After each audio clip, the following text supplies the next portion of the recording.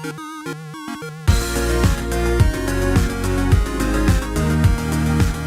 everyone, welcome back to another Anime Kingdom reviews. See by the title below, yes, this is on episode 9 of Konosuba Season 2. And yes, I know, you're probably thinking, wait a minute, this review's actually on time. Yeah, I know, right? Pretty damn crazy, but like I said before, the last couple weeks, pretty much midterms has just been really hectic, but today I managed to have some time. I managed to have, so far, a pretty damn good day. Like I said before, when you're having a bad day and then you see a new episode of Konosuba and watch it, it always just brings a smile to your face. But when you're having a pretty good day and then you put Konosuba, a new episode on top of that, literally, so far I've been having an awesome day, and this episode definitely helped a lot on that, considering it was a pretty damn hilarious episode. We finally actually get some of the hot springs in this episode, and of course the normal kind of things, Kazuma pretty much making you crack up on his antics. You got Aqua somehow doing something that just puts the group into some situation that, it would never happen otherwise. Of course, as always, that happens. And yeah, overall, it was a pretty good episode. First, how the episode starts off. Poor Megumi. I knew that was going to happen when she ends up leaving with Aqua, that something bad's going to happen with her. And yeah, she's got like a bunch of those sign up, registration, whatever, access cult papers in her collar, and she's just like, oh my gosh, the access code, they're bad. And I'm just like, oh, poor Megumi, you should have ran back to the hotel or something. But pretty much what happens in that is, obviously, Kazuma wants to, get Aqua and get her to pretty much tell all these people stop annoying them, pretty much, because you saw in the last episode, literally, him and Darkness has just been getting totally assaulted from everyone wanting them to join. And of course, as you saw, Darkness, including this episode, her masochist self still enjoys it. She still likes it. She's purposely having that pendant out just so, those kids were throwing rocks at her, and she's just like, oh my gosh, they're so advanced. And I'm over here like, what, Darkness? No, that is not advanced. But of course, that whole scene with him trying to get Aqua out of the confession booth, and she's full blown, just trying to tell him, she obviously is enjoying herself. She is enjoying herself a lot. Everyone's pretty much worshiping her because she looks just like, their goddess Aqua, who, of course, obviously, it really is her, to which later on, that obviously poses a pretty big problem.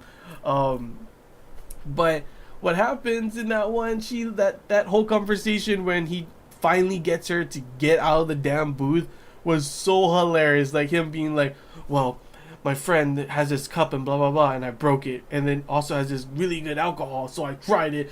And she's like, what? And then the last part with the whole, they were looking for a new priestess, and she's just full on what? Of course, obviously that was all fake, but at the end it wasn't all fake. Obviously, as you saw, he was like, well, yeah, the first two, other than the first two, that it was fake, because the first two actually did happen. And she's like, wait, what happened? And then of course some other random dude comes in talking about Edis's boobs and everything, oh my gosh, it's so tempting. And then of course she's like, she has padded boobs. Whenever someone says, someone has that problem, or you had that problem, say that incantation, pretty much. And literally they start saying it together. I'm like, oh my gosh, Aqua, your jealous self comes out and you just ruin it for someone else. But hey, whatever. Her group of worshippers, small as they may be, like she said, they are quite fanatic, and that probably gives her a lot of power, even if it's a smaller group in the end. But yeah, after that, you get the whole hot springs part, and man, of course, the whole, what's it called? It's a mixed bath, and there's that one woman in there, and Kazuma's just like, don't mind me. I'm just like, my man, just staring at her like, don't mind me.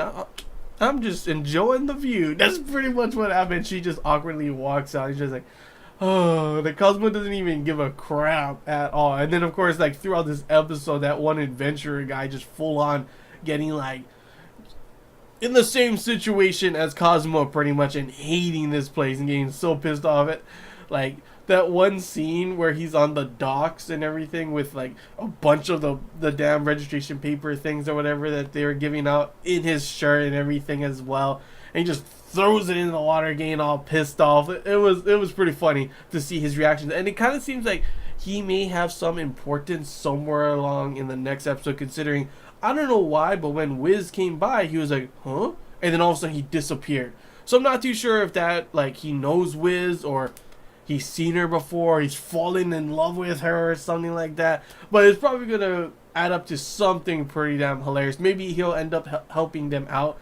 Obviously, as you saw at the very end, Aqua gets herself into a situation only Aqua can get herself into, pretty much. And obviously got everyone else as well by saying that, of course, she was a goddess, and everyone is now calling her a witch and pretty much trying to impersonate. She's probably someone of the Devil King's army and everything, and it's time for our witch hunt, trying to kill Aqua. Yep, you got some crazy fanatic, worshippers. This shit is definitely gonna happen. I saw it coming a mile away, and honestly, I can't wait to see what the hell Aqua them have planned to do, because literally, how the hell are you gonna get out of that situation? Like, seriously, how the hell? But before I start, I almost forgot to start talking about one of my favorite parts of this was the hot springs part. Not just him checking out that one woman, but obviously Megumin and Darkness coming in the bath. And I gotta say, I expected the censorship to be a lot more like some crazy damn mist or the light beam that we always see. But hey, sure, it didn't show nipples, but obviously you can't do that.